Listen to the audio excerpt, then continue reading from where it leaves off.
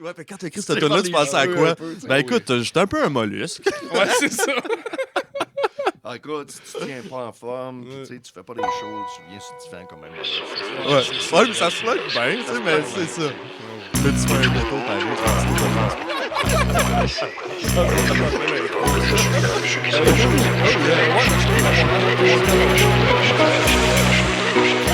Yeah. Des pros. Des pros. Ça paraît qu'il a joué hier, ce gars-là.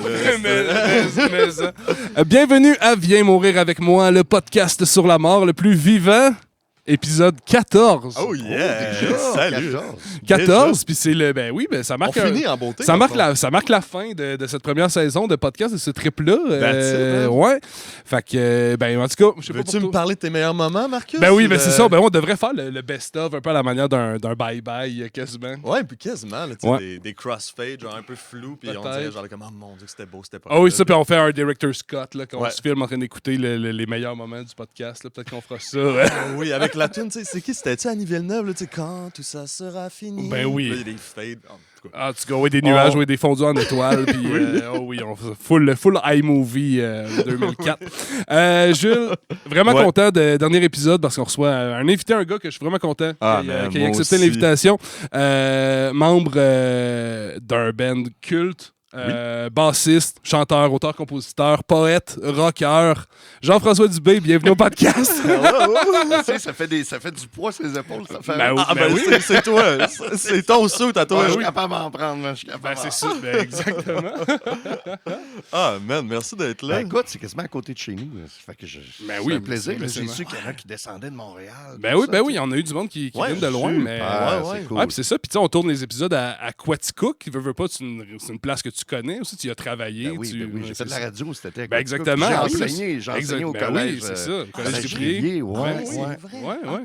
Ben oui, ça, j'aurais pu rajouter, c'est ça. Artiste, c'est ça. T'as un background en art aussi visuel.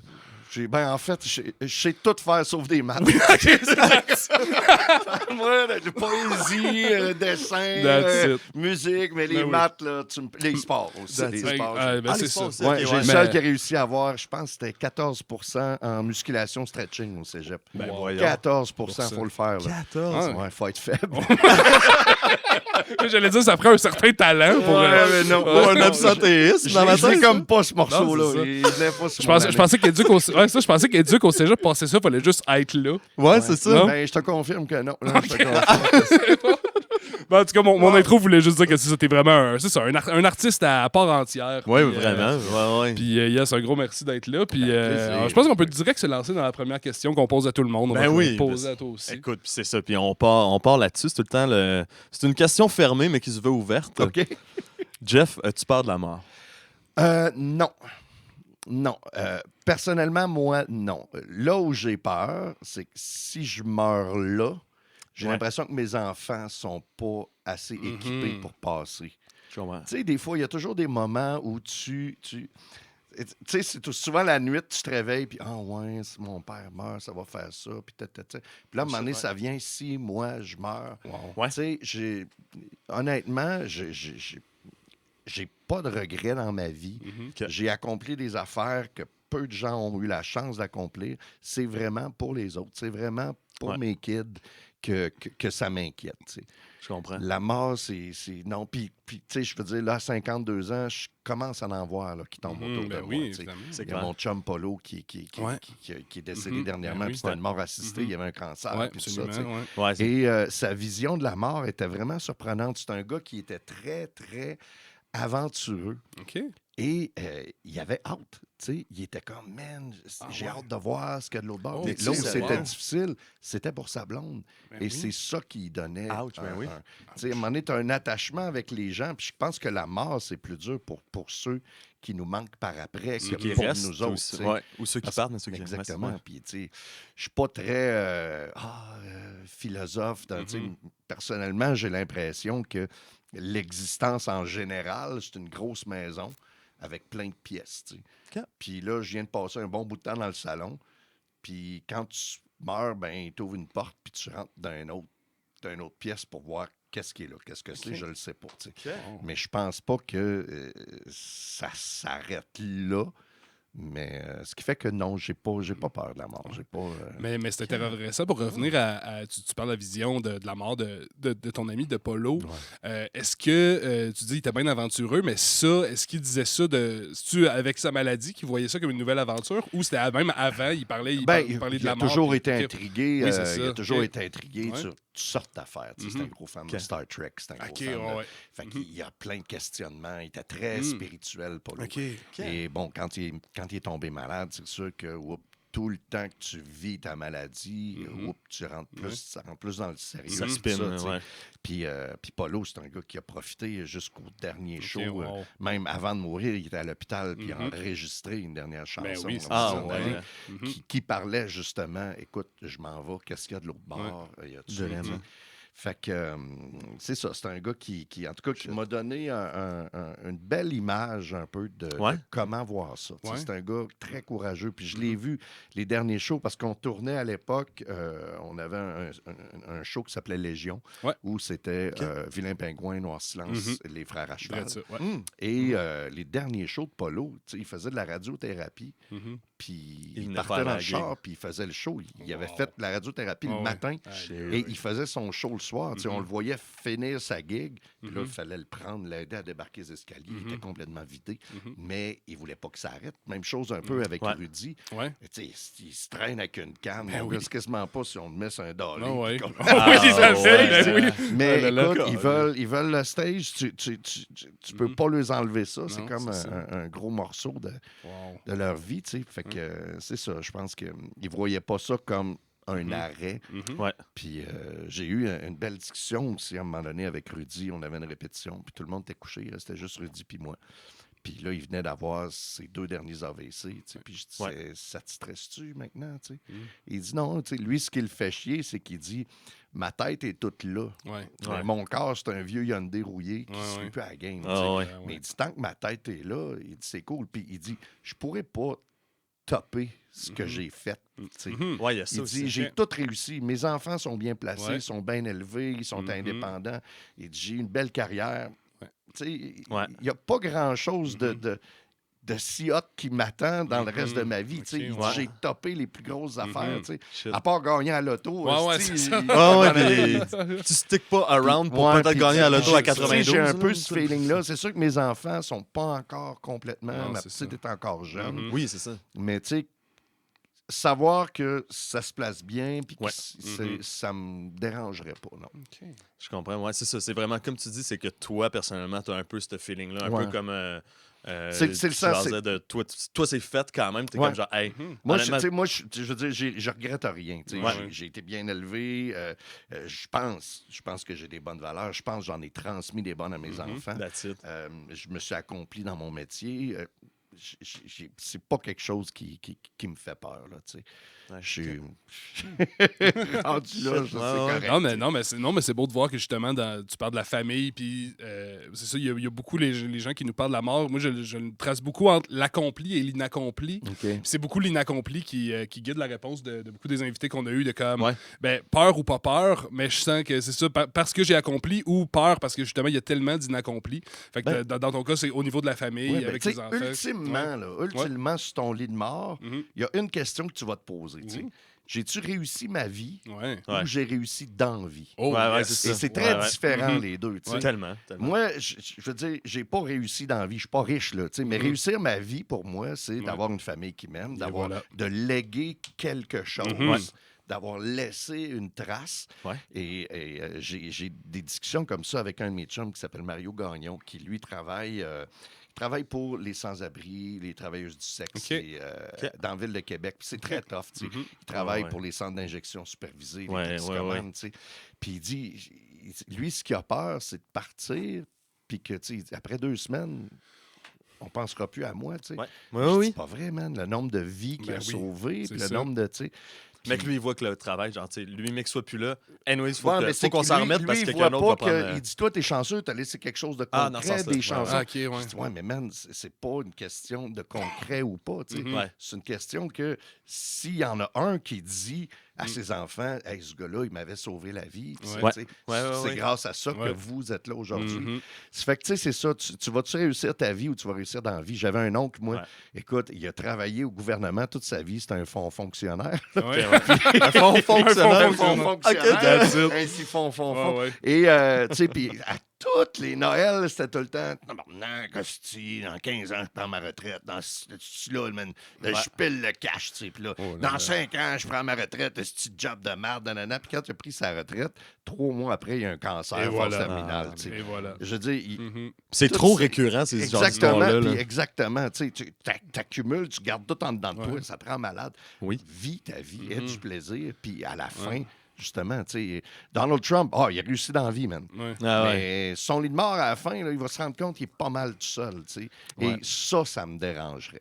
De partir tout seul, puis d'avoir beaucoup de regrets. Mais c'est fou, je voyais récemment, je me rappelle plus quel comédien américain qui vient d'avoir 99 ans, je pense, puis il se faisait demander c'était qu'est-ce qui t'a gardé en vie, puis il dit j'ai toujours gardé la haine en dehors. Fait que c'est l'absence de haine dans ma vie. Qu'il l'a gardé. Mais je trouve que ça rejoint un peu ça, de comme, j'ai réussi ma vie. J'ai pas justement, comme tu parles de ton oncle, que j'ai tellement détesté, il y a tellement eu de haine dans sa vie que veux pas, c'est sûr que ça te joue dans le corps à un moment donné, ça devrait être poignardé dans le dos à un moment donné, toute cette haine-là. Quand tu te déposes, c'est là que, ouf. Là, puis tu sais, moi, j'y crois. Je crois que c'est tout ce que tu gardes en dedans qui te développe ces petits cancers-là. Parce que, bon, tu vas me dire peut-être qu'on pouvait pas le voir dans le temps, mais je veux dire, quand tu étais fermier puis que ta job, c'était OK, je nourris mes animaux, je fais ma clôture, on a un toit pour les enfants. Je veux dire, le stress, c'était ça. Maintenant, le stress est rendu vraiment, vraiment superficiel. Dans la vie, tout ce qu'on a besoin, c'est manger, dormir, avoir un toit. Puis c'est beaucoup plus abstrait. Les plus gros stresseurs sont plus abstraits. On se met des faux stress, des fausses angoisses sur quelque chose qui n'a absolument aucun rapport.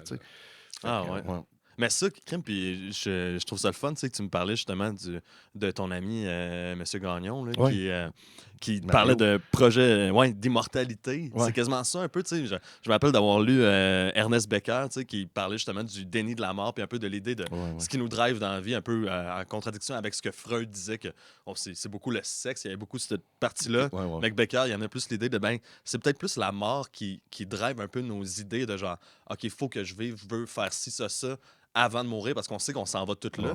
Puis il y avait beaucoup l'aspect du projet d'immortalité que l'humain a ça, puis recherche ça. Tu as besoin moins de laisser quelque chose. Je pense que honnêtement, la seule vraie immortalité, parce qu'à un moment donné, tes tunes, nous autres, on le voit beaucoup en chanson, mais tes chansons, à un moment donné, arrêtent de t'appartenir.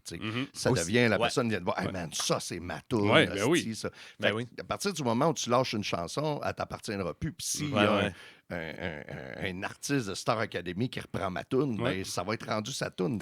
Combien je travaillais chez HMV à Sherbrooke, combien de personnes sont venues me voir? Hey, t'as-tu ça, la toune Jean Batailleur de Wilfred? Ouais. Mais c'est pas Wilfred. Tu comprends? Je pense que la véritable immortalité, c'est les kids. Oui, tu transmets tes gènes, tu transmets tes mentalités, tu transmets tout ce que tu as appris. Puis je pense que ça, c'est l'immortalité. Puis les kids, justement, parce qu'on en a déjà jasé ensemble.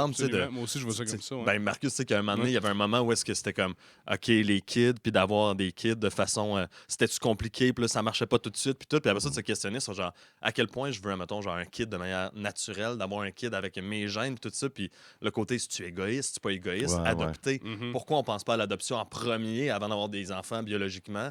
Puis après ça, il y a tout le conflit, je pense, de l'humain, par son instinct, sa nature, de peut-être avoir cette envie d'immortalité-là, ce projet-là qui se manifeste comme ça, l'envie d'ordonner. Puis il y a quelque chose qui peut sembler un peu selfish, un peu égoïste, mais qu'en même temps, il y a quelque chose de tellement inné dans ça, de vouloir prolonger quelque chose, de vouloir donner quelque chose. Je pense que c'est vraiment au niveau des gènes, puis au niveau de l'ADN, puis au niveau il y a ça, parce au niveau que de l'espèce aussi, l'accomplissement, parce que c'est vrai que j'ai connu des professeurs qui n'ont jamais eu d'enfants, mais ont réussi à marquer tellement la vie de plusieurs enfants qui ont le sentiment d'avoir transmis quelque chose.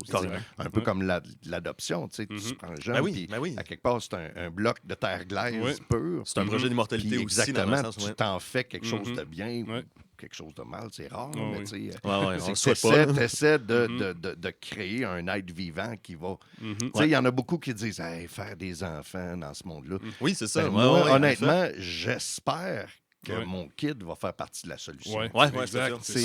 Il faut rester positif comme ça, puis croire, oui, c'est vrai, il y en a des ados hyper tata, mais il reste que il y en a qui vont être la solution. Ah oui, puis même l'ado tata peut prendre le bon bord aussi. Oui, c'est ça. Il est pas on a tous été l'ado tata. Il est où le lait? Il est où le lait? Je sais pas, tu penses qu'il est où le lait? Je sais pas, on va dans la salle de bain. C'est ça. Non, il sera pas dans la salle de bain, il va dans le frigidaire. Bon, tu le savais. L'as-tu laissé dans la salle de bain, Pan? Non! C'est bon, ça. Ah, mais oui, moi aussi, je trouve ça beau, les enfants. Tu veux pas, c'est 50% de tes gènes avec 50% des gènes, idéalement, de quelqu'un que tu as choisi. Oui. Fait que mais toi, en plus, t'es nouvellement papa. Ouais, moi, j'ai une petite fille de 3 mois. Là, c'est ça. T'as-tu le moment... Moi, ça a été long, vraiment, le moment où je le regarde puis je dis... Fuck, c'est moi. Ouais. Ah ouais. Moi, ça m'a fait ça dans un bébé, tout le monde dit il te ressemble.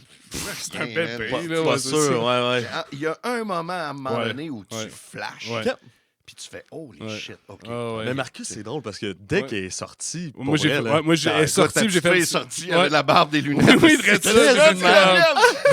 c'était à moi ça, amenez-moi ça ici.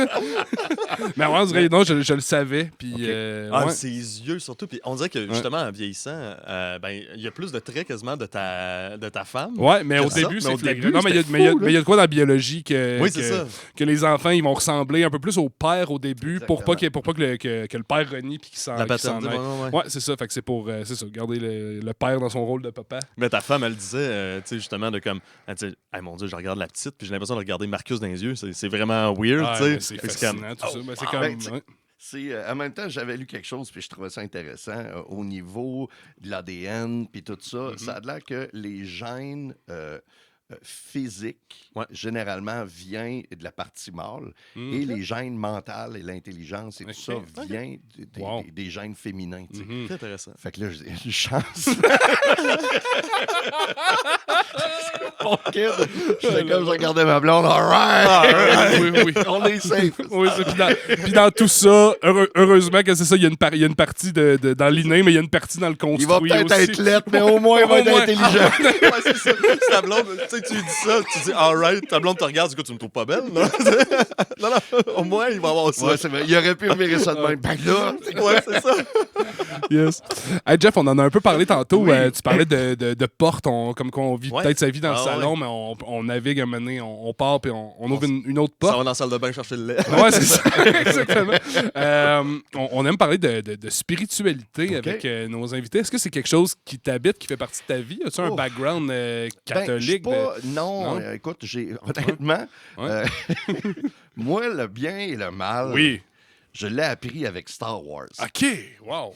Ouais, c'est clairement ça. Wow. Le bon côté amène les bonnes affaires, le côté obscur amène les mauvaises. C'est plus facile d'aller du côté obscur, mais à long terme, c'est...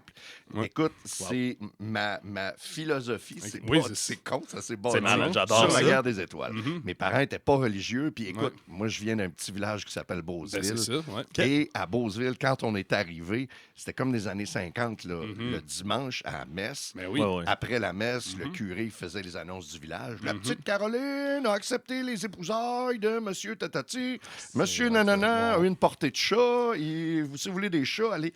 Et personne nous voyait, man. Nous autres, à la messe, c'était comme ça. C'était pas à la messe, nous autres. Puis mes parents sont arrivés là. Mon père, c'était un moteur. Ma mère, c'est une hippie. Moi, j'avais les cheveux longs. Je faisais du croc.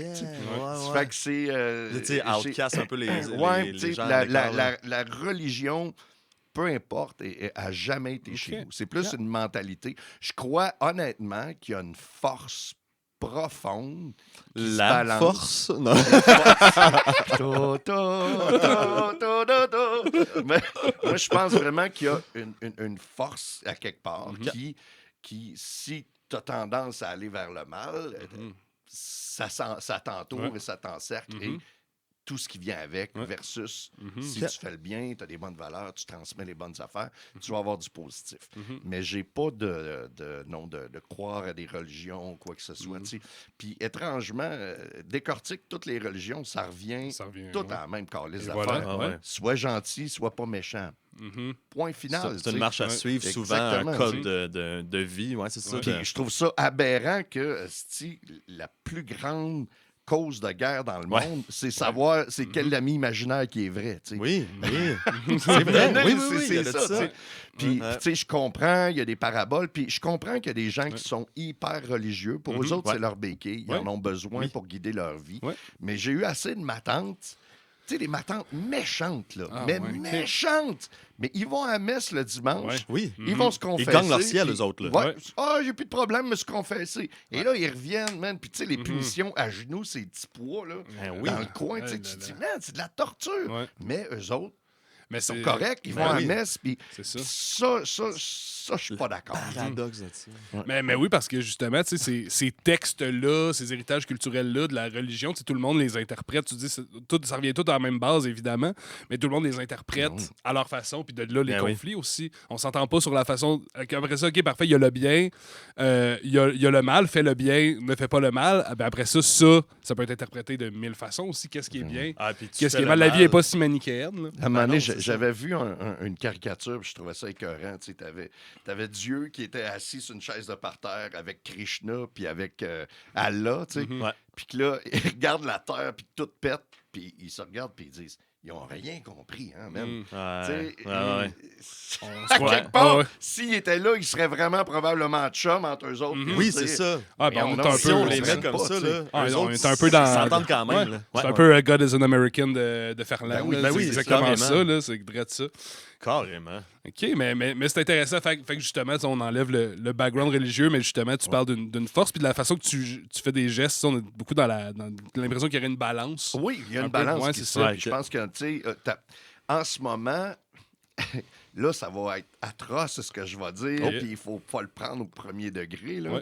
Mais en ce moment, c'est pas pour rien que, tu sais, comment je pourrais dire ça que ça passe? Mettons... En Ukraine, là, les jeunes Ukrainiens, ils se posent pas la question à savoir quel sexe allait la chaise. Non, c'est ça. Je sais pas si tu comprends. Oui, mais non, absolument. Tu profites pas de la paix tant que tu n'as pas vécu la guerre. Et c'est cette espèce de balance-là. En ce moment, on n'a plus de danger. On n'est pas en danger. Ce qui crée vraiment... comme je disais, des faux stress, des fausses angoisses sur des choses qui sont vraiment pas importantes. Les peuples qui sont en guerre, ils n'ont pas ce questionnement-là. Ils n'ont pas... Fait que je pense que la balance est là. Après les deux premières grandes guerres, il y a eu une espèce de crash, mais après ça, c'est devenu florissant. Les guerres, à quelque part, ont rebâti l'économie. Et puis, je ne dis pas que c'est une bonne chose, mais je dis que ça fait partie de cette balance-là. Il y a un côté cyclique que tu dirais peut-être là-dedans. Oui, c'est sûr, c'est ça. Puis là, tu sais, je veux dire, le balancier, là, à un moment donné, on est à gauche. Là, puis, des fois, je me dis, ça n'a pas de bon sens. Ça va Noir revenir, silence, ça va. on a un transsexuel dans le coin. Absolument. Et on a sorti un extrait qui s'appelle « Devenir un homme ». Qui parle, c'est le batteur qui parle de son fils au moment où il quitte la maison. Ben, peux-tu croire qu'on a eu des emails de marde en disant ben là, devenir un homme, c'est pas obligé d'être un homme, c'est pas... Man, c'est pas ça le débat, là. Non, c'est pas ça. S'il y y a bien des gens qui sont ouverts à ça, c'est ça. Fait que ça a pris Michel, notre clavieriste, qui faire a dit, une sortie. Écoutez, c'est ça. moi, là, je trouve que tu capotes un peu, tu sais. Puis là, ça a éteint le feu un peu, j'imagine. Ben, ça s'est calmé, mais tu sais, c'est tout le temps des feux de paille. Il y a des gens, les justiciers du clavier, ils cherchent juste ça. Ils cherchent. Quand on parlait de frustration intérieure, ils sont comme, je cherche de quoi. Là! Ils tapent fort. Il tape fort, ouais, c'est ça. Il parle pas fort, il tape fort. Tu sais, ces discussions-là n'auraient pas lieu. Puis quand t'as plus de combat, quand t'as plus justement t'as pas de cause à. Puis il y a ça aussi, là, je veux dire, on parle de religion, puis qu'il y a une cause genre de conflit, mais justement avec. je veux pas, mettons, t'enlèves la religion du Québec depuis justement la Révolution, puis l'émancipation un peu, la laïcité, ça crée qu'il y a d'autres trucs. À un moment donné, le monde, quand ils ont des inconforts tout ça, ils veulent s'obstiner sur d'autres affaires. On est fait un peu de même, on va se chicaner. Ben oui, c'est ça. Puis à un moment donné, c'est juste faut que tu te rappelles de comme... Puis moi, j'essaie de me le rappeler souvent dans ma vie parce qu'on s'habitue à tout. Puis à un moment donné, justement, genre, tu te bats pas pour ton lunch le matin, tu te bats pas pour aller chasser. Mais là, ça devient que tu deviens habitué puis tu t'en rends même plus compte que là, tu vas t'ostiner sur la serviette pas accrochée. Exactement. Ça. Mais là, tu les hosties de plats de plastique dans l'armoire. Mais qu'après ça fait des chicanes de coupe, ça. Mais oui, mais faut juste que tu te rappelles, genre, mais c'est normal que ça en fasse, je veux dire, parce que, anyway, genre, sinon, tout est genre, on vit pas juste dans des on n'est plus en danger. Non, c'est ça l'affaire. Mais faut juste se le rappeler. En danger, c'est ça. Que quand c'est ça ton pire affaire, ta pire affaire aujourd'hui qui t'est arrivé, c'est qu'on s'est ostiné, ma blonde, c'est là plastique le matin, puis là, le soir, tu y repenses, puis ça t'a gossé pour vrai, puis là, tu y repenses, tu fais comme, si c'est ça, le truc qui va le moins bien dans ma vie cette semaine, je suis bien. C'est ça. Faut juste se le ramener parce que c'est sûr qu'on va pogner les nerfs. On pogne tous les nerfs après des plats de plastique. Faut juste se le ramener. Il y a un petit Éthiopien avec un gros ventre qui te regarde en voulant dire come on. Oui, c'est ça. Oui, tu sais. Ouais. Fait que c'est qu'on a fait. Mais ça, on peut pas se l'empêcher de vouloir. Les justiciers du clavier, genre, ils ont besoin de faire juste leur clavier. Mais après ça, il faut juste. Moi, j'aime tellement. Il y a un meme qui circule, puis il y en a qui le faisaient, juste pour prouver qu'ils sont comme ça. Il y a une photo, c'est écrit ceci est une roche. Ah oui. Puis là, écoute, il y a du monde. Non, c'est pas ça. Ouais, c'est ça. Faut créer n'importe quelle raison de débat. C'est un caillou. OK, man. Fait que, non, c'est ça. Il y en a qui ont besoin de se trouver des choses qui sont totalement superficielles. Ah oui, je comprends. Mais écoute, je te relance sur le petit côté. On a parlé de la mort tantôt, parlé de la spiritualité un peu. Tu as parlé un peu de ton enfance, tu sais, Beauceville. Te rappelles-tu de ta première rencontre avec la mort? Ça peut être gentil, ça peut être un P2, ça peut être, je sais pas, tu sais. Je pense que la première rencontre avec la mort, attends un petit peu. Je pense que c'était mon grand-père Dubé. Mais j'étais quand même jeune. J'ai pas. Ce qui me faisait de la peine, c'est que je voyais mon père qui était assis dans le salon tout seul, puis qui écoutait de la musique avec ses écouteurs. Puis, tu sais, mon grand-père, pour moi, écoute, il faut comprendre que dans la famille des Dubé, il y avait 17 enfants, 17 frères et sœurs. Oh, shit. Mon père, c'est un des plus jeunes. Fait qu'il y a des cousins. Mon père, à un moment donné, il se promenait dans la rue et il se rend compte qu'il y a un bonhomme qui le regarde bizarre puis qui se met à le suivre. Fait que mon père, il marche plus vite. Le gars, il marche plus vite. Mon père part à la course. Le gars part à la course après. Finalement, il le rattrape puis il dit « Hey, t'es un petit Dubé, toi? » Je suis ton frère. Mon père ne l'avait jamais vu de sa vie. Donc, on parle d'une génération comme ça qui fait que moi, mon grand-père, je ne l'ai pas connu tant que ça. C'était le bonhomme que, quand on arrivait là, lui, il était débordé, il était sur sa chaise, il voulait fumer sa clope, il y avait des enfants. Inaccessible il fouillait dans ses poches, il nous donnait 30 sous, allait vous acheter de cours dépanneur, puis là, on partait. Fait que moi, ça ne m'a pas affecté. J'étais trop jeune un peu pour comprendre que plus jamais, c'est très long. Mais je voyais mon père qui avait de la peine. Et ce que ça a fait, c'est que je voyais que quelque chose qui s'était brisé dans mon mur, dans mon rocher, dans ce pourquoi, ce qui était le plus solide dans ma vie, c'était mon père. Et je pense que ça a été surtout ça qui m'a ébranlé. Après ça, c'est... Là, écoute, il y a eu des chiens qui sont fait écraser. Mais je pense que c'est là vraiment qu'il y a eu un déclic que, OK, c'est quelque chose de difficile. Mais tu sais, j'ai vécu beaucoup, surtout avec la COVID, et beaucoup de musiciens. Stéphane Godreau qui s'est enlevé la vie. Beaucoup de musiciens avec qui j'étais proche, dont je dis mon petit frère, c'était pas mon petit frère, ça se trouvait être mon cousin, mais ses parents, ils étaient divorcés, ils s'occupaient pas vraiment de lui, fait qu'il a été élevé chez nous. Fait que c'est comme mon petit frère. C'est vraiment mon âme sœur. On a appris à jouer au bonhomme ensemble, à dessiner ensemble, à faire de la musique ensemble. On a tout appris ensemble, puis on était quasiment comme deux jumeaux. Et lui, il est parti rester en France, il est tombé en amour avec une Française, et rendu là-bas pendant la COVID, il a fini par s'enlever la vie. Et ceci dit, c'est la première fois que là, ça m'ébranlait. Beaucoup plus qu'un grand-papa. Là, c'était mon petit frère. Puis honnêtement, ça va faire 3 ans maintenant. Et ça fait 3 ans que je suis pas au complet. OK, je comprends. On dirait qu'il y a une partie de moi qui n'est plus là. Puis j'essaie de faire fonctionner ma vie avec ce morceau-là qui manque. Puis je pense que ce qui est difficile avec la mort, c'est que tout devient la première fois sans. C'est mon premier déjeuner sans Étienne. Tu as toutes les dernières fois exactement. Et les premières fois après. Et ça, c'est ça que je pense qui est difficile. Puis j'ai pas eu le choix. Écoute, il s'est enlevé la vie le 21 juin. Fait que je partais pour la run de show de la Saint-Jean. Fait qu'il a fallu que je bloque tout ça. Puis que je monte sur le stage à tous les soirs, puis que je fasse fi de ça. Et j'ai été en tournée tout l'été, c'était comme une 30aine de shows. Et mon deuil s'est pas fait. Et quand je suis arrivé,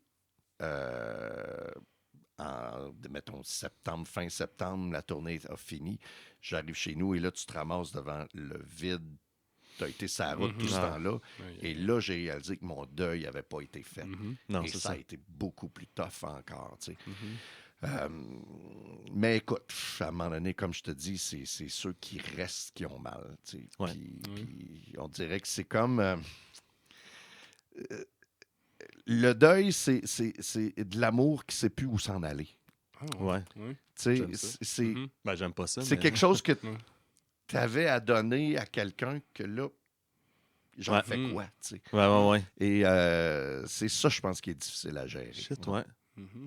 Ouais, comme un peu, je pense à mon grand-père, je sais pas, le côté, mon grand-père il était triple amputé, il a perdu des membres à un accident de machinerie, puis le côté du membre invisible, d'avoir des douleurs genre fantômes, que comme ton corps est habitué d'envoyer du sang justement jusqu'aux extrémités, jusqu'au bout, il te manque un bras, mais ton corps, il est habitué de ça, puis là, un moment donné, le corps, il catch, puis il fait comme, non, j'en vois plus ça, mais tu as les douleurs fantômes, puis l'impression fantôme, ça va te piquer, puis tout, parce que ta tête, tout est encore programmé pour que, mais non, j'ai une main. Non, t'en as plus. Puis, tu sais, le corps, le body, à un moment donné, on comprend, puis ça va. Tu le sais que ton chum, ton petit frère, il est plus là, mais il y a quelque chose en toi qui peut pas le computer parce qu'il est supposé d'envoyer du signal. Ça. Puis, tu sais, c'est drôle parce que presque à toutes les nuits, il est encore dans mes rêves. Puis, à chaque fois que je le vois, je dis, hey man, qu'est-ce que tu fais ici? T'es pas supposé d'être là. Et dans mon rêve, je le sais qu'il est pas supposé d'être là, mais dans mon rêve, il est jamais parti, tu sais. C'est juste, comment ça, t'es descendu de la France, puis je le savais pas, tu sais. Mais le fait qu'il était parti n'existe pas dans mon rêve. C'est juste que je sais qu'il est loin. Et là, il me fait une surprise en revenant. Le toi dans ton rêve, il pense qu'il est en France, tu sais. Ben, c'est ça. Puis là, je suis comme, hey, je suis dommage content de te voir, t'étais pas supposé venir, tu sais. Et à chaque fois qu'il y a un rêve comme ça, il dit, bon, ben là, j'ai pas le choix, il faut que je retourne, il faut que je m'en aille. Et là, à chaque fois, il y a le deuil de, OK, tu fais tes valises, man, on va se revoir bientôt. Puis je le sens dans mes bras comme quand il venait passer une semaine chez nous, puis il repartait, tu sais. Mais on dirait que, même inconsciemment, j'ai pas accepté le fait qu'il est plus là. Fait que je pense que c'est pour moi là, le plus gros deuil, là, jusqu'à maintenant. Mais évidemment, puis justement, moi, je pense juste à m'imaginer, justement, d'une famille. Je pense qu'il y a quelque chose, puis on en a parlé aussi, il y a quelque chose de naturel à mener tu perds ton grand-père ou même de perdre tes parents rendus à un certain âge, je veux dire. C'est des probabilités, c'est de la chance chaque journée pour ces gens-là qui sont rendus assez âgés. Mais de perdre un frère ou une soeur, c'est comme c'est la même recette. C'est quelqu'un qui c'est la copie carbone, c'est un peu... Quasiment, c'est quelqu'un... Je comprends aussi... quand tu dis perdre une partie de toi, mais il y a de quoi de totalement vrai, même biologiquement, pratiquement. Puis il y a l'aspect aussi du comment. Quelqu'un qui est malade ou des grands-parents, tu te dis, ils sont vieux. Tu sais qu'à un moment donné... Oui, puis il y a un deuil qui se fait. Il y a un deuil qui se fait pendant qu'ils sont vivants. La mort se passe pendant qu'ils sont parents. Tu parlais justement de ton ami tantôt. Tu as des derniers moments, tu savoures, tu as le temps de le faire avec la personne, ton deuil aussi. Puis, lui, il est parti à Saint-Patrick. Il a choisi, je vais partir à Saint-Patrick. Fait que, avant, il est assis, il est avec sa Guinness, puis cheers, je m'en vais le voir. Tandis que quand c'est quelqu'un qui s'enlève la vie, t'as En fait, ce qui résume le mieux, c'est Salut Salaud des Ouais. vilains pingouins. Oui. Voyons, mon tabarnak, Ouais. pourquoi t'as fait ça? Mhm. Tu sais? Ouais. Appelle-moi donc, là, tu sais. Mhm. Puis c'est arrivé à un moment où je le savais qu'il allait pas bien. OK. Son père m'a écrit, il dit « J'ai plus de nouvelles d'Étienne, t'as-tu des nouvelles? » Je dis « Shit. Ouais, c'est vrai, ça fait peut-être une Mhm. semaine. » Parce que, écoute, lui il est en France, fait que souvent dans le décalage, puis c'est un... Ping-pong des messages, Ouais, là, ouais. Non, mais tu sais, Mhm. lui, il veillait jusqu'à 3-4 heures du matin. Fait qu'à 10 heures, Ouais. souvent, j'avais un FaceTime. Puis là, on Ah, se ok, prenait une ok, bière, yes. une clope, on jasait, tu sais. That's it. Là, j'ai dit « Ah, ça fait une semaine que ça va pas bien. » Puis là, j'ai su que ça allait pas super bien. Fait que j'ai dit à ma blonde « OK, je m'en vais le chercher, je le ramène. Mhm. Tu sais, tu peux-tu me fronter le cash pour le billet d'avion? » Puis pendant ce temps-là, j'ai eu une autre affaire où mon ex voulait m'enlever la garde de ma petite. Puis tout ça. Fait que j'ai comme focusé là-dessus Ouais. en laissant de côté cette urgence-là. tu sais. Wow. Ben, Puis- puis tu savais pas à quel point non plus. Ouais, mais tu sais, en Non, même temps, tu peux pas le savoir, j'en ai parlé ouais. beaucoup à Rudy parce qu'on était en Mhm. tournée à ce moment-là, puis je Ok. suis très proche de lui. Puis il m'a dit, man, ça n'aurait rien changé. tu sais. C'est juste Ouais. qu'il l'aurait fait ici au lieu de le Mhm. faire là-bas. Tu sais, si sa décision Ouais, était prise. ouais. Mais ce questionnement-là, tu Ouais. as tout le temps le Asti, pourquoi? Mhm. Tu sais, Ouais. qu'est-ce qu'il aurait pu Ouais. faire pour. Et c'est ça, je pense, qui fait que tu as un deuil, tu es en colère Ouais. Mhm. et tu l'as vraiment pas vu venir. C'est comme Ouais. un accident de char. Exact. tu sais. Oui, oui, Tu c'est l'as ça. pas vu venir, Mhm. c'était pas supposé d'être. C'est là qu'il y a un trauma au lieu Ouais. de justement genre un deuil de comme aïe Ouais. aïe, tu sais, c'est une peine, mais là il y a un trauma quasiment. Ouais, là, c'est c'est ça ça. qui se passe. Ouais. Ouais. Ah, Colin, c'est quelque chose. Ben, merci Jeff d'être de te confier Non, comme non, ça. mais C'est non, vraiment c'est généreux. Là. Fucking généreux, Tu sais, man. Ouais. Mais c'est le fun, tu sais, on est parti on est là à déconner un peu, à rire, oui, puis après oui, ça, ben, d'aller là. écoute, Ouais. C'est ça qui est le fun aussi avec ce sujet-là Ouais. qui est particulier. Tu sais, on a besoin de relief, de tension et de Ouais, puis relâchement, puis, mais tu sais, ça, puis c'est quelque chose que tu c'est regardes. correct, je pense, d'en parler Oui, aussi. tu sais. ben oui, totalement. Puis Mhm. c'est correct. Tu sais, je n'ai parlé avec mes kids aussi. Ben Ils oui. savent parce Ouais. que là, Ouais. ils ont bien vu que, Mhm. un peu comme, tu sais, Manon, je que- pense un peu comme Ouais. moi, avec quand je regardais mon Ouais. père, eux autres, Mhm. ils ont vu la même chose chez moi. Mhm. tu sais, Exactement. cette Ben oui, oui, Puis, c'est ça. j'ai pu leur expliquer, parce que tu sais, mon père, Ouais. il est plus de la génération où il gardait ça en dedans. Ouais, absolument. puis c'est ma mère qui me disait, ben là, son papa est parti, Mhm. puis ça fait Ouais. de la peine. C'est ça. Fait que là, j'ai pu expliquer un peu à mes enfants tout ça. Fait qu'ils se n'attendent plus maintenant. Les grands-parents vont peut-être Mhm. partir. puis, Ouais, tu sais, ouais. ça fait que, mais il faut qu'ils vivent. La seule chose qui est certaine en venant Ouais. au monde, c'est que tu as un compte Et à voilà. rebours La et seule que tu vas certitude. crever. tu sais. Mhm. En ouvrant les Oui, yeux, oui. tu pars Ouais. le timer. Oui, man. très Oui. ça. C'est pas compliqué. C'est tout ce qu'on sait c'est tout comme ce étant qu'on sait. certain. là, Ouais, après ouais. ça, là, Aïe, aïe, que ce aïe. soit l'image Facebook, là, si Ouais. tu as une roche, un caillou, puis tout, C'est ça. à la limite, on peut débattre pour Ouais. vrai. Ouais. Mais ça, ce qu'on est sûr, c'est qu'on va tout Ouais, ouais. crever. Ça, c'est sûr. Ouais, ben, C'est le début de la mort. La oui. naissance, c'est le Oui, début de la mais mort. d'où l'idée de viens mourir avec moi. C'est C'est l'idée de dire, ben, viens vivre, tu sais, Oui, viens c'est ça. on va vivre, parce qu'on s'en va là. Ben, Ouais. c'est quoi, là? J'avais vu une petite caricature de Charlie Brown, puis ça m'avait tellement marqué, tu sais. Charlie Brown, il disait à Snoopy, il dit wow, sais-tu que bientôt, on va peut-être tous mourir un jour, tu sais. Puis Snoopy, il dit ouais, mais d'ici là, on vit. Ouais. Et Ouais. tout est dans le recadrer Ouais. l'image, tu sais. Ouais. Ce qui est important, il y avait une affaire de Samouraï qui disait ce qui est important, c'est pas de bien vivre, c'est de bien mourir. Mhm. Et ça fait que tout est une question souvent de C'est malade. recadrer, Ouais, de la recadrer perspective, patente, puis ouais. jouer avec la Ouais, perspective tellement. pour s'aider à mieux Mm. comprendre puis à donner du sens à quelque chose. Ouais. Ah, j'aime ça. Moi aussi. Là, puis je suis content et tout parce que la question sur la première rencontre avec la mort, justement, on cherche à savoir comment on s'est fait expliquer la mort. Mais là, je trouve ça le fun. Tu la mets dans l'envers de comme ben, j'ai pris les devants, puis mes enfants. Oui, ben, Je leur ai ben, expliqué. écoute, je donc, l'ai ouais. réalisé Ouais. là, en Ouais, c'est parlant, ça. j'ai vu l'image Ben de mon père, j'ai fait, OK, Ouais. Ouais, c'est ça. probablement Wow. que c'est ce qu'ils ont vu aussi. Mhm. Wow. Puis c'est correct, ils le savent. tu sais. Mhm. Des fois, ils ont peur un peu, ils Ben angoissent les plus jeunes. tu sais. Ouais, je comprends. Mais tu sais, c'est sûr que mon ado, en ce moment, le lobe frontal n'est pas là. là. Non, mais On oui, tienne oui. pas, Tantôt, ça. Moi. Tu sais, les Je ados, comprends. ils sont cliniquement débiles, Oui, oui. là, Ah oui. officiellement, Ah là, ouais. médicalement Oui, oui. parlant. Ah oui. Ah, il y a trop de trucs qui se passent en dedans pour Oui, qu'ils c'est ça. puissent comprendre tout. Là, Quand ouais. j'enseignais, il disait tu te dois d'être un lobe frontal de spare. Ah ouais. C'est un lobe frontal externe là, que tu branches. Oui, c'est ça. Il y a des prises Ils l'ont pas, ce USB-C. morceau-là. Là, tu sais. Ah, c'est bon, ça. Tu sais, c'est comme un malade. petit pneu de secours, là, tu t'en gardes un dans le tapé dans le dos. Là. On sert juste à ça. Tu sais. C'est Mais bon. ils se rendront pas compte. OK, je vais mettre ça en feu. Ben oui, mais man, je sais pas si tu le sais, il y a des canisses de gaz partout. Ouais, ouais. Oui. Ah, moi, j'avais juste vu que mon chum trouvait ça drôle. Tu sais. Ouais, je sais que t'as juste vu ça. Tu sais, le pire, c'est que je me revois, man, des fois. Ben oui. Je me ben dis, oui. je tombe sur des photos des fois, tu sais. Moi, avec mon chum Richard, on s'amusait, on voulait faire comme dans Retour vers le futur. Ah ouais. Fait qu'il y avait sa moto, puis on avait une canisse de gaz avec une grande traînée de feu, puis là, on se prenait en photo, tu sais. Sauf qu'à un moment donné, la traînée de feu, on a laissé la tank à gaz Ben là, oui. tu sais. Ben oui. Puis c'est les voisins qui ont appelé mes parents parce qu'eux autres, ils ont vu la maison. Nous autres, on faisait ça en arrière de la maison. Mais quand le gaz est revenu puis il a pogné la canisse de gaz, ça a fait un gros champignon. Fait qu'eux autres, ils ont vu la maison en contre-jour d'un champignon de feu. Tabarnage. Tu sais, ça aurait pu être vraiment dramatique, là. tu sais. Ben oui, c'était niaiseux.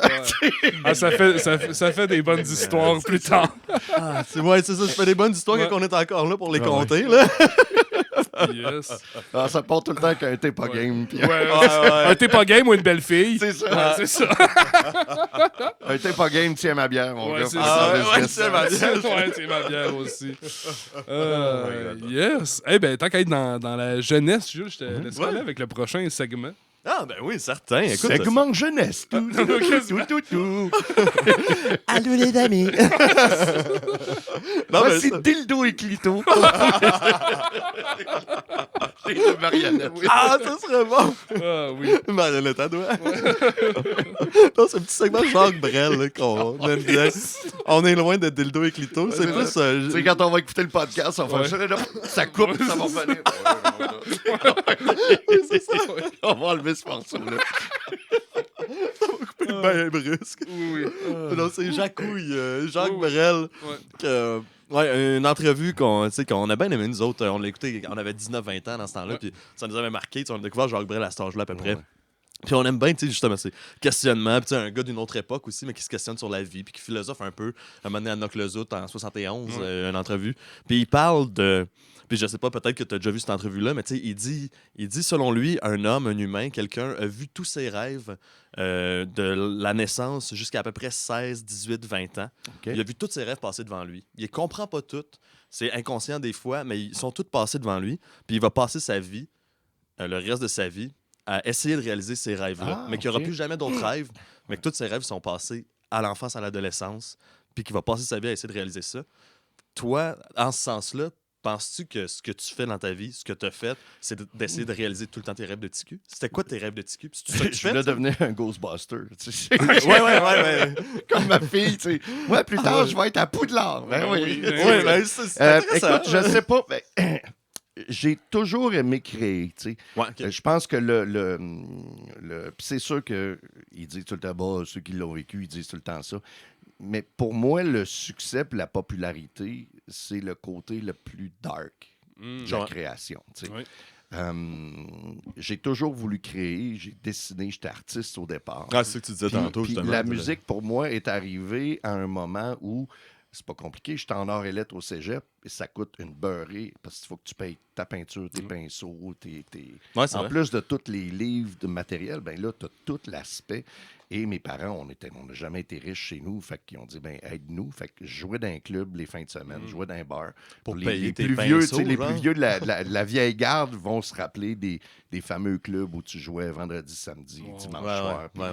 Puis, fait que c'est le même que je payais mes études, tu sais. That's it. Et à un moment donné, il y a eu un concours, puis c'est avec le concours Cégep Rock, qui est un peu comme Cégep en spectacle, Ok, ouais, où ouais. Noir Silence s'est formé, puis à partir de là, ça a déboulé. That's it. Puis, mais pour moi, c'est juste un autre format de création. Tu sais. C'est ça. J'aime la création parce que c'est quelque chose qui est intangible et t'en fais quelque chose de tangible. Ouais. Si tu as les antennes assez sorties, puis ça passe, puis tu es juste le robinet par lequel ça sort. Puis, tu sais. Ouais. Fait que ça, c'est un aspect qui m'a toujours plu quand j'étais jeune. Tout ce qui est d'imagination, de création. Je regarde les enfants, ce que je trouve déplorable aujourd'hui chez les jeunes, c'est que Nous autres, on jouait avec des bonhommes G.I. Joe, maintenant. Ouais. Des Transformers, des G.I. Joe. Puis là, on se disait, OK, là, il va aller attaquer lui. T'inventes une histoire. Lui, va faire ça. Et là, tu créais une histoire. Tu étais Carrément. réalisateur de films. Oui. Aujourd'hui, les jeunes, tu rentres dans un jeu vidéo et tout le storytelling est fait pour toi. Il est fait pour toi, là. Fait que tu développes pas ce côté-là. Puis je l'ai vécu beaucoup en art, justement. Quand j'enseignais les arts, le jeune, il vient, puis monsieur, comment qu'on fait ça, un 4 roues? Puis je dis, ben, comment tu penses qu'on fait un 4 roues? Là, il se trouve smart. Ben, tu fais 4 roues? Ben oui. Ben oui. Comment tu fais ça? Là. À part de ça, qu'est-ce qu'il y a? Ben, il y a un moteur. OK. Ah oui. Des guidons. Ouais. Tu t'assises quoi? Un banc. Et voilà, va faire ton 4 roues. Ouais. Tu sais, et cet aspect-là, je trouve, chez les jeunes, qui a disparu, c'est l'aspect, dans l'aspect ludique, c'est la création. Et moi, la création a toujours été là. Écoute, je me montais des bonhommes de G.I. Joe avec des bases secrètes, puis il se passait ça. Puis il y avait une histoire d'amour entre lui, puis tu sais, j'étais Spielberg là, dans ma tête. Je comprends. Pareil comme toi, moi. Et c'est cet aspect-là, moi, qui a toujours été là. Ce qui fait que peut-être que oui, j'ai accompli mes rêves pour en revenir à... Oui. Peut-être que oui, j'ai accompli mes rêves de création, je dirais. Qui sont nés à l'enfance, qui sont nés exactement, plus c'est ça. que... C'était vraiment une question de création, d'imagination. Parce que sinon, tu sais, j'ai jamais voulu être populaire quand je l'ai été. Maintenant, on n'a plus ce problème-là. Tu sais. Puis je pense que en fait, la popularité, c'est une des pires choses qui peut t'arriver si tu n'es pas prêt. Tu sais. Parce que c'est à double tranchant. Tu sais. Tu vois ta valeur dans les yeux des autres et c'est indéniable qu'à un moment donné, il y en a un nouveau qui va arriver. Puis que, comme comment il disait, le vieux du bas du fleuve. Gaston Mandeville. Gaston Mandeville, il disait, tu sais, quand ça flash, tu regardes où ça brille. Oh, yeah. Ça fait qu'à un moment donné, il y en a un autre indéniablement qui va arriver, puis que les gens vont regarder là. Et toi, vu que tu te valorisais dans les yeux des autres, tu penses que tu ne vaux plus rien. Et pourtant, c'est pas le cas. Ça te laisse fucker un peu de genre, pourquoi tantôt j'avais un traitement si spécial aux yeux de tout le monde, qui était même pas normal, et là qu'aujourd'hui, c'est normal, puis je suis débalancé. Puis ça me fait capoter parce que quand tu regardes les artistes qui sont tous « Ouais, man, asti, moi je suis hot, je suis populaire, puis tout le kit. » Man, t'es pas plus spécial qu'un autre, t'es juste bon dans ta job. Oui, c'est ça. Arrête de t'enfler la tête, tu sais. Puis l'aspect, tu sais, il y a beaucoup d'artistes qui disparaissent rapidement parce qu'ils font ça pour le fame. C'est surtout ça aujourd'hui. Mais même dans le temps, il y a des artistes que je nommerais pas, qu'on ne voit plus, là, tu sais, qui ont été très hot, mais on n'entend plus parler. Pourquoi? Quand on a commencé à regarder ailleurs, il n'y avait plus de raison de continuer à le faire. Ce qui fait que je pense que si tu fais de la musique pour les bonnes raisons, pour la création, parce que tu aimes ça, ben, tu vas faire de la musique toute ta vie. Tu sais. Et ce qui va te définir comme artiste, c'est pas dans ton succès, c'est comment tu vas gérer ton insuccès, ta chute. Exactement. Et c'est ce qui va faire de toi, si tu vas... Sam avait dit ça, le guitariste de Noir Silence. Sam il avait dit, à un moment donné, tu es la saveur de l'heure. Et à un moment donné, tu deviens has-been. Et si tu gardes la tête haute assez longtemps, puis que tu fais tes affaires pour la bonne raison, à un moment donné, tu deviens vintage. Oh yeah. Et c'est là que c'est intéressant. C'est cool. Sam, il a géré pendant un bout de temps la carrière de Patrick Normand. Et c'est un parfait exemple. Patrick Normand, à un moment donné, il était bien hot. Les madames, après ça, c'est devenu la risée avec la moumoute. Et quand il a sorti la guitare de Jérémy, tout à coup, il est devenu un des plus grands auteurs-compositeurs qu'on a au Québec. Et quel guitariste extraordinaire aussi. Fait que tout dépend de comment tu vis ça et la raison pour laquelle tu le fais. Où est-ce que je m'en vais avec tout ça? Je me rappelle plus. Je pense que c'était le succès. C'est un beau voyage. Exactement. C'est que dans ma vie, je voulais pas être populaire. Je voulais créer. Et la popularité m'a juste ralenti. J'ai jamais fait si peu de musique que quand j'étais populaire. Wow. On faisait, la première année, on a fait 233 shows par année. Mais là, je faisais plus de la musique. Ben non, c'est ça. Je faisais des boats en chaîne chez GM. Là. Wow. C'est ça. Les mêmes chords à tous les soirs, la même position, les mêmes interventions. Les mêmes... Ça. Et ça, je veux plus revivre ça. Ce qui fait qu'aujourd'hui, même live, j'aime pas ça avoir des phrases préapprises. J'ai un coffre à outils, puis je me dis, bon, telle tune, je peux dire 3-4 affaires. Puis, dépendamment de ce qu'il y a en avant de moi, comment le public réagit, ben s'ils sont sur le party, je n'irai pas dire « Cette tune-là, je l'ai écrit dans ma peine d'amour. » Non, je vais dire « c'est ça. Cette tune-là, je me suis sous la gueule parce que j'étais triste. » Et voilà, tu l'amènes autrement. Et j'aime ça aussi, surprendre le band sur scène. Cool, Quand tu es frontman, tu deviens à quelque part soit le goaler de l'équipe ou le capitaine du bateau. Corps arrière. Et exactement. Puis je veux garder mes gars sur le edge aussi. Ça fait que des fois, c'est des affaires qui sont hyper inside, comme tu me disais que vous faisiez des promos, puis on disait place tel mot dans le fait que c'est un peu le même principe. Sur le stage, souvent, je vais glisser un inside qui s'est passé dans la journée pour garder ton band faire réagir. sur place, exactement. Fait que, mais c'est ça, c'est quand tu étais hyper populaire, je faisais plus de la musique que je créais plus. Je livrais toujours les mêmes chansons chaque soir, puis tu sais, j'ai besoin de créer des affaires, puis ce qui fait que j'ai fait autant de projets musicaux par la branche. Parce qu'à la base, c'est la création que tu voulais. Oui, c'est ça, puis je me satisfais pas de juste une affaire. Ou de juste être sur le stage devant les Kodak et faire comme genre, hey, je paraissais bien ce soir-là. C'est comme si. C'était pas pour ça que tu voulais faire ça. Exactement. Puis j'aimais pas cette pression-là de dire, c'est parce qu'à un moment donné, quand tu deviens si populaire, entre guillemets, là, je veux pas me péter bretelles ou whatever, c'est qu'à un moment donné, tu as une responsabilité. Là. Les jeunes te regardent, tu es comme l'idole de quelqu'un. Ben c'est ça. Fait que là, tu te mets à angoisser sur tout ce que tu dis, tout ce que tu fais. Et moi, j'étais tellement conscient de ça que, tu sais, quand le MeToo est sorti, s'il y a bien quelqu'un qui savait qu'il était safe, c'est moi. Je connais plein d'artistes qui ont dû faire « Holy shit! Ça va-tu? Quand j'ai fait ça, ça va-tu? » Moi, j'étais tellement conscient que je pouvais mal influencer mal utiliser cette popularité-là aussi. Exactement. C'était trop lourd à porter pour moi. Mais qu'au final, tu vois qu'il y a quelque chose de payant au moment où arrive le moment de « Hey, t'es bout de flou. » Hey non, les gars... Genre, j'étais là. Moi, je suis safe. Exactement, je suis safe, tu sais. Mais c'est lourd quand même comme charge. Mais non, puis ça résume, c'est ça. Moi, j'ai ma théorie qu'on est un artiste et un artisan, puis on est un peu plus un que l'autre des fois. Puis dans ton cas, je vois vraiment ça. Devenir un artiste, ça venait avec faire de l'ombre à l'artisan, puis au final, à mal nourrir l'artiste. Ben, tu vois, c'est drôle. Je vois un peu la même affaire. Pour moi, il y a deux types mettons, de musiciens. Tu as les compositeurs bruts, puis tu as les arrangeurs. Un arrangeur, quand tu es trop dans la théorie, parce que les arrangeurs, on a besoin de ce monde-là. Les compositeurs bruts, ils font 3 accords. Bob Dylan, du meilleur exemple. Mais Bob Dylan, il a besoin de se faire arranger ses tunes. Il sait pas ce qu'il joue, mais il a besoin de quelqu'un pour lui dire, gars, ça, c'est un sol majeur 7, puis on pourrait aller faire ça, puis on va l'envelopper comme ça. Et ce qui fait qu'un compositeur brut, s'il est tout seul, sa musique sera pas si intéressante que ça. Et un arrangeur, s'il fait un album tout seul, ben souvent, tu sais, il n'y a pas de tune, il n'y a pas de matière. Il y a 2 arrangeurs dans le band, qui est Michel le clavieriste et Byrne le guitariste. Et quand ils font des tunes ensemble, j'ai l'impression que c'est une gang de gars qui sont assis en rond et qui se crossent en disant check ce que je fais, check ce que je fais, c'est hot, hein? Ils sont tout seuls à comprendre leur patente. Tu vois ce que je veux dire? Je te fais, fait que, moi, mon feeling... c'est écrit. L'image est là. Non, c'est parfait. Des fois, tu vois des vidéos, là, des bassistes, man, ça fait du slap. Ça, on a déjà parlé, moi, ça me parle pas. Je comprends pas. Un guitariste qui joue vite.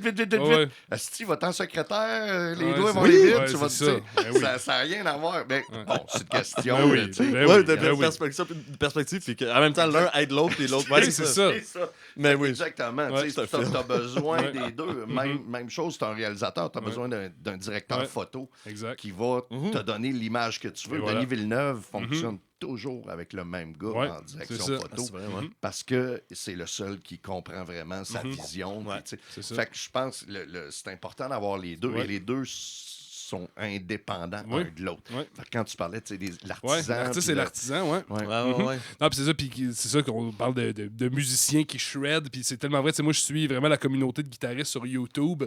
Puis c'est des gars qui sont des techniciens incroyables, mais ça sert tellement à rien. Puis là, je sais qu'un Rick Beato qui arrive et dit « Les gars, ça sert à rien, qu'est-ce que vous faisiez? » Ce shred-là, mettons, qui a beaucoup servi un certain rock d'une certaine époque, mais il y avait des tunes. Ça prend des tunes pour que vous existiez, puis que ce que vous faites là, de shredder, ça soit intéressant parce que ça fait partie, ça sert une chanson, c'est au service de quelque chose dans le vide, ça... S'il n'y a pas de tune, c'est ça, pourquoi tu fais ça? C'est drôle parce qu'il y a un de mes... vous connaissez Luc Tellier, Ben justement, qui a posté de quoi à propos de Lars Ulrich de Metallica. Ben oui. Ah oui, Puis, tu sais, il disait, il y a tellement de monde qui a dû être... Il sait pas jouer, Lars, il est pas bon. Effectivement, c'est pas le meilleur technicien. Non, c'est ça. Mais à ma connaissance, c'est un des seuls drummers qui a fait un riff de drum. Oui. Si tu prends Injustice for All, pam, pou, pou, pou, pou, ta, pou, c'est un gars qui était hyper créatif et il a inspiré les gens. Pour moi, un bon musicien, c'est quelqu'un qui va inspirer les autres. Voilà. Ozzy avait dit ça à un moment donné à Zakk Wylde. Il avait dit joue pas quelque chose qui va impressionner les autres. Joue quelque chose qui va faire qu'il y a un jeune qui va dire « Esti, je vais me chercher une guitare puis je veux jouer. » Ça, pour moi, c'est important. Je t'affirme. Puis, fait que... oui, puis tu sais, justement, moi, du monde des bassistes que j'ai vu jouer, qui jouaient tellement hot que, genre, tu sais, des méchants techniciens, ça me donnait pas le goût d'aller jouer de la bass. Hein. Ça me faisait peur. Je me disais, je suis pas capable de faire ça. Mais quelqu'un, genre, qui jouait du punk puis que tu voyais, j'étais comme... Je veux faire de ça. Tu veux jouer en même temps. Dans l'attitude. Moi, c'est drôle. À un moment donné, je parlais avec justement Fire Lewis, qui est mon collègue musical depuis plein d'années. À un moment donné, tu trouves quelqu'un que tu vois. Je pense qu'on en parlait hier. On en parlait hier. À un moment donné, tu croises quelqu'un avec qui ça connecte vraiment.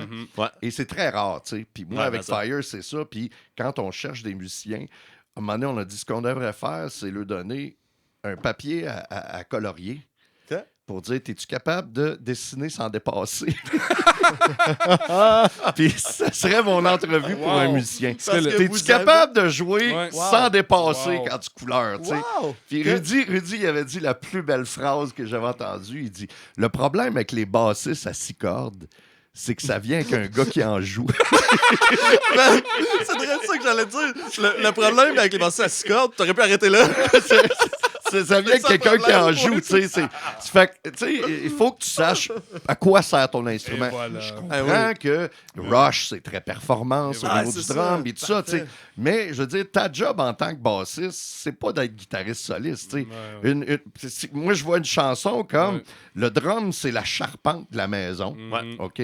Le matériel que tu vas utiliser, c'est la guitare, le keyboard, puis la couleur que tu vas mettre sur la maison, c'est la voix. Mais la bass, c'est les clous, le ciment, tout ce qui tient ta maison ensemble. Ta job, c'est ça, tu sais. Essaye pas de peinturer ton ciment ou de peinturer chacun de tes clous pour faire de la couleur. Ça sert à rien. Non, c'est ça, exactement.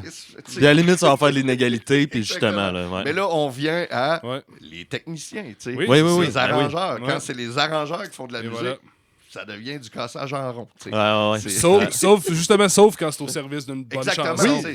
Puis c'est ça, moi, je trouve que c'est ça. Moi, j'ai adoré Billy Sheehan à la bass. C'est hyper hot ce qu'il fait, c'est hyper innovateur, mais je comprends qu'il a vendu pas mal moins d'albums. En fait, ils ont leur succès de Mr. Big, c'est à cause de To Be With You, qui est la seule tune à 3 accords acoustique, où le drum joue même pas.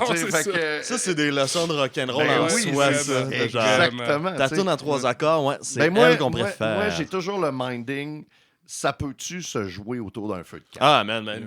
C'est le premier minding que tu devrais. Si il arrive au feu de camp, à un moment donné, il est obligé d'arrêter pour dire « Ah, ce bout-là, je me rappelle plus des accords. » Là, c'est le bridge. Là, il y a comme genre, il y a une passe en 7-8, mais. Puis là, on continue là. Là, il recommence à jouer, tu sais, parce que. T'as fait un échec. Séguin, à un moment donné, m'avait dit si ta toune se tient avec un instrument et une voix, compositeur brut, il dit tu tiens quelque chose. Et c'est vrai, tu sais. Il y a beaucoup de. Je me rends compte que, tu sais, souvent, je m'amuse puis je décortique des chansons des années 80 qui sont bâties de base. C'est toutes des tunes faites en studio avec des bébelles et des affaires. Mais à un moment donné, tu trouves des trésors là-dedans. Tu te dis, oh man, les chords, c'est intéressant. Et c'est là que tu découvres, OK, finalement, c'est une bonne tune. Mais il y en a d'autres. Des Pet Shop Boys, tu peux pas jouer ça tout seul. C'est ça. C'est juste une production de studio. C'est pas mauvais. C'est autre chose, mais moi, c'est pas ma tasse de thé. Exactement. C'est ça. Moi, je divise beaucoup justement la musique qui me touche, la musique qui fait brailler, puis la musique qui fait triper puis qui trouve impressionnant. C'est deux affaires, ça.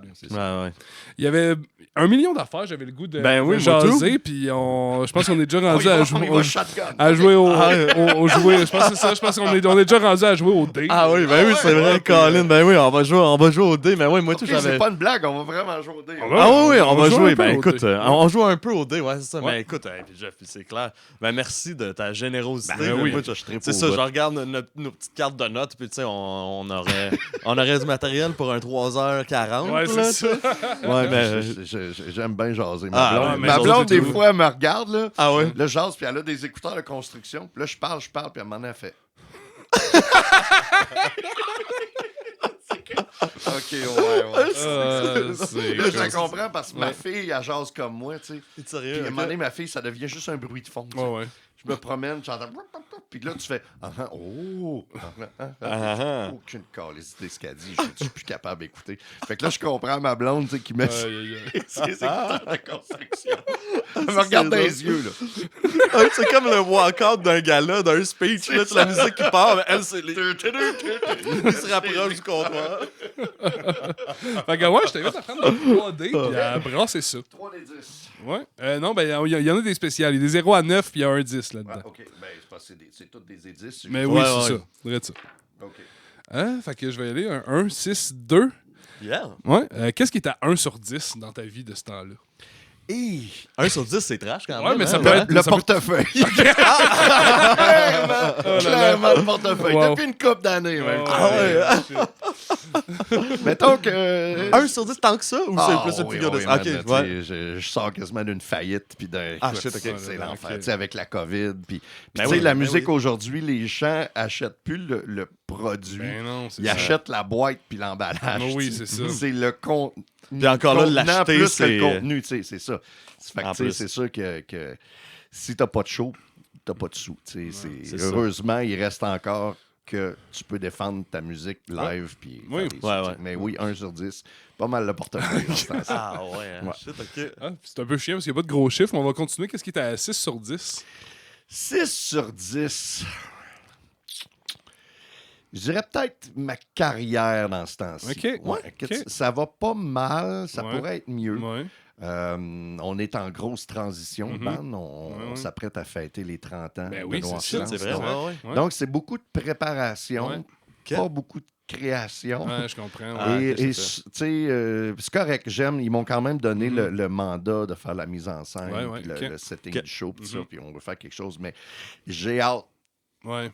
d'arriver puis de dire OK, on monte les arrangements, on Mhm. monte le Ça, c'est pas ta carrière en général, c'est la job à faire en ce moment. Ouais, la job à Ouais, faire c'est en ça, ce ok, moment ok, est à 6 ouais, sur 10. tu sais, Ouais, ouais. c'est Ouais, ça. ouais. Parce que, tu sais, la carrière, je veux dire, je me débrouille quand même correct. Là, Ouais. tu sais, je garde la tête en dehors de l'eau Mhm. du 1 sur 10. Ouais. Ouais, ouais. Mais, tu sais... Puis la carrière en général, genre, Ouais, ça va plus en haut ce qu'un moment, 6 sur c'est ça. 10, En ce moment, j'espère, tu sais, là, j'ai déjà eu des moments qui sont plus motivants, Ouais, puis je plus... comprends. Ouais, tu sais, je comprends. Hmm. Ok, ouais, c'est ça. Mais parce que là, les 30 ans, ça veut dire qu'on parle de quelle année exactement? Ben, en fait, c'est les 30 ans de la sortie du premier album. Ouais, c'est ça. Donc, Ah, c'est ça. c'est That's it. 1995. Mhm. Donc, Ouais, c'est c'est cette année. On part, chose qu'on n'a pas faite depuis des années. On va partir en tournée de salle. Ah, c'est Nice. Donc, cool. tu sais, Noir Ouais. Silence, cool, ça. c'est un band beaucoup de Ouais, festivals. absolument. Et moi, j'ai toujours un peu de misère avec une salle avec du monde assis. Tu sais. Mhm. Tu fais du rock, puis tu sais. Ouais, ouais. Ah, ouais. Ça. Fait que là, j'essaie de monter un show avec la gang pour Ah, shit, bref, ouais. ça va être une espèce de compte à rebours à l'envers. OK. Nice. Où on part avec les. Puis tu sais, c'est un peu vrai, quand tu fais un show, tu pars avec tes plus récentes, Ouais. puis tu gardes tes grouettes vers la fin. Ouais, c'est souvent ça. Et Ouais, c'est ouais. un peu ça. Fait que c'est un Ouais. voyage d'un compte à rebours dans le temps sur les Ah, 30 c'est ans du cool. band en reculant avec. Nice, man. Tu sais, on a.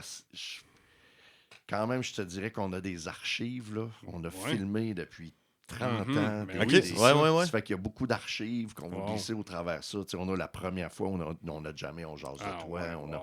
Ça fait Ouais, qu'on va ça, c'est récupérer hot, ça. tout ça Mhm. pour faire une espèce de show. Ouais. ouais, Ah, ouais. c'est cool. ça. Mais c'est la partie plate, là, tu sais. Ouais. Ouais, C'est ouais. le ouais. défrichage, Ah c'est la oui, partie ben plate, oui. ouais. Faut les produire, ces trucs-là. Il reste un petit 2. Qu'est-ce qui est à 2 sur 10, là? Ouais, c'est ça, c'est comme un peu trop. Ben, moi, je dirais que 2, ça pourrait être pour la carte. OK, que tu ouais, vas on va, non, piger. on va te laisser tranquille un peu. Ouais, Fait que- ben, parce que 2 sur 10, 1 sur 10, 3 sur 10. Fait que, non, mais sur les cartes, en fait, c'est des. On s'est rendu compte qu'il y a beaucoup de questions. On se pose beaucoup de questions. Viens mourir avec moi, c'est le titre de l'album qu'on vient de sortir parce qu'on est en janvier. On est en janvier. On est ce en moment. janvier Ok, ok. 2026 en ce moment. Fait qu'on vient tout juste On vient de tout juste de sortir l'album, Ben Viens ouais, on vient mourir tout avec juste de moi. sortir l'album. Ouais. Fait que j'ai repiqué les questions qu'on s'est posées dans l'album. OK. C'est Deuxième bizarre, mais c'est « On peut-tu l'éteindre plus tard? » On peut-tu l'atteindre plus tard? Qu'est-ce qu'on peut-tu éteindre plus tard? Ça résonne comment, mettons, avec ce qu'on a jasé ou whatever? On peut-tu l'atteindre? Plus tard? Donc, qu'est-ce qu'on voudrait garder? Qu'on veut remettre peut-être à demain ou qu'on veut ignorer? Ben, moi, tu sais, je pense, par exemple, quand tu es en studio ou en création, puis à un moment donné, il y a un bout où tout le monde est fatigué. Ouais. Mais c'est dans le bout où tu commences à arrêter de réfléchir. Souvent, Ouais. tu sais, fait qu'on on peut-tu l'éteindre plus tard? Laisse-toi encore une chance. Ah, cool. Va plus loin, tu sais. Ouais. Je pense, va plus loin. C'est Quand cool, tu penses trop, ça marche pas. C'est la spontanéité, ou souvent l'erreur, C'est cool. ou souvent c'est ça qui crée quelque chose de magique. Si tu réfléchis trop, tu dis « Ah, ça ressemble trop à... » ou « J'ai déjà vu ça. » là. Tandis que souvent, à un moment donné, tu vois plus clair, puis whoop, c'est là qu'il y a quelque chose qui flash. Quand tu es fatigué aussi, tu es plus proche de tes émotions. Donc t'es plus, moi, j'irais peut-être de même. J'aime ça, quoi. J'irais peut-être de même. Tu sais, de genre, J'ai patiné pas pire, là. Non, mais adoré. C'est ça. Ah oui, tu punch out, admettons, à 7 h, tout le monde est brûlé, grosse journée de studio, ça en va souper. Puis là, comme bon, ben, on ferme la shop. Hey, ferme pas la shop. On s'en va souper, là, puis on revient. J'ai vécu ça. J'avais un band qui s'appelait Magnum Daisy, justement, avec Stéphane Godreau. Okay. Oui. Et le but, c'est... tout est dans la création pour moi. Ouais. Mon but, je voulais faire... Je regardais les bands américains, les supergroups qu'ils appellent, tu sais. Le drummer de Red Hot avec Steve Vai, puis avec le chanteur de Van Halen. Puis moi, je voulais faire ça avec des musiciens du Québec que je connaissais, que je savais qu'ils étaient hot, puis que je voulais travailler. Fait que Stéphane Godreau, c'était le batteur à aller chercher. Il avait joué avec tout le monde. Il y avait Fire Lewis, qui était à l'époque guitariste pour Martin Deschamps, qui est justement mon collègue musical depuis. Il y avait Jess Batchou, qui était bassiste pour Jonas à l'époque, un gars que j'ai connu, qui est hyper solide. Et il y avait moi au vocal, et je voulais être le maillon faible. Donc, je jouais de la guitare. Et je savais que s'il y en a un qui se plantait, c'était moi. Eux autres étaient solides. Et on s'est dit, on va tout enregistrer, le band ensemble. Donc, c'était à Saint-Zénon, le studio Pierre Rémiard. Je sais pas si... Oui. Le Wild Studio. Oui, le Wild. On a tout installé, puis on jouait tout ensemble. Puis effectivement, à un moment donné, on est blasté, on va se faire un souper, débouche les bouteilles de vin. Rendu comme ça, à 2 h du matin, on dit « fuck ». On ouvre les micros, on ouvre en haut, puis la toune, man. La toune. Ah ouais, hein? Puis tu sais que c'est une chanson qui s'appelle Personne n'a besoin de personne. OK. Et le groove, tu sens que c'est sous sur le vin. Tu sais, sous sur le jack ou sous sur la bière, c'est pas pareil, mais sous sur le vin. Du feeling, late, c'est late. Allez voir ça sur Magnum Daisy. Personne n'a besoin de personne. Ça a été tapé one take. Malade. J'ai juste fait le vocal après. Et c'était justement... On n'aurait pas pu livrer une chanson comme ça autrement que de dire... On remonte-tu, les gars?